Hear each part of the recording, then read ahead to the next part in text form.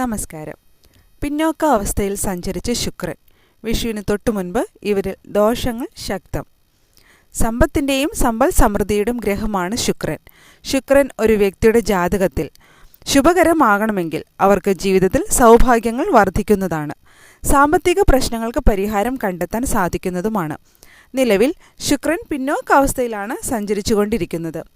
April 13 രാവിലെ 6:31 ശുക്രൻ അതിൻ്റെ നേരിട്ടുള്ള ചലനം ആരംഭിക്കുകയാണ്. ഈ നേരിട്ടുള്ള ചലനം ദോഷകരമാകുന്നത് 3 രാശിക്കാർക്കാണ്. ചെറിയ രീതിയിൽ പ്രശ്നങ്ങൾ ഈ രാശിക്കാരിൽ നേരിടാനുള്ള സാധ്യത കൂടുതലാണ്. ഏതെല്ലാം രാശിക്കാർക്കാണ് ശുക്രൻ മൂലം ദോഷങ്ങൾ ഉണ്ടാകുന്നതെന്നും എന്തെല്ലാം ദോഷങ്ങളാണ് സംഭവിക്കുക എന്നും നോക്കാം. മിഥുനം രാശി. ഇവർക്ക് ശുക്രൻ്റെ നേരിട്ടുള്ള സംക്രമണത്താൽ ദോഷങ്ങൾ ഉണ്ടാകുന്നതാണ്. പ്രത്യേകിച്ച് മാനസിക ശാരീരിക ആരോഗ്യത്തിൽ കുറച്ച് ശ്രദ്ധിക്കുന്നത് നല്ലതായിരിക്കും. ക്ഷമയോടെ ജോലി ചെയ്യുന്നത് നല്ലതായിരിക്കും. ശ്രദ്ധ കേന്ദ്രീകരിക്കാൻ ശ്രമിക്കുക. സഹപ്രവർത്തകരോട് ക്ഷമയോടെ പെരുമാറാൻ ശ്രദ്ധിക്കുന്നത് നല്ലതായിരിക്കും. ജോലിസ്ഥലത്ത് അനാവശ്യ കാര്യങ്ങളിൽ ഇടപെടാതിരിക്കാൻ ശ്രമിക്കുക. സ്വന്തം കാര്യങ്ങൾക്ക് അമിതമായി പ്രാധാന്യം നൽകുന്നത് നല്ലതായിരിക്കും. സാമ്പത്തിക പ്രശ്നങ്ങൾ ഇടയ്ക്ക് ഉണ്ടായേക്കാം. പലപ്പോഴും വിചാരിച്ച രീതിയിൽ പണം കൈകാര്യം ചെയ്യാൻ സാധിക്കാത്ത അവസ്ഥ ഉണ്ടാകുന്നതാണ്.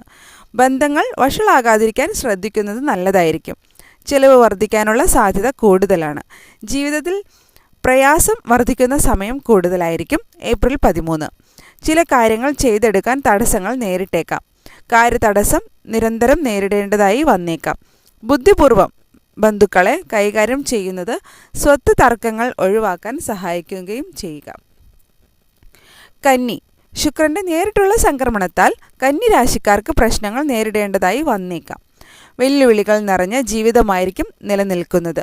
ആരോഗ്യത്തിൽ ശ്രദ്ധ ചെലുത്തുന്നത് വളരെ നല്ലതായിരിക്കും. കാര്യക്ഷമതയോടെ പ്രവർത്തിക്കാൻ ശ്രമിക്കുക.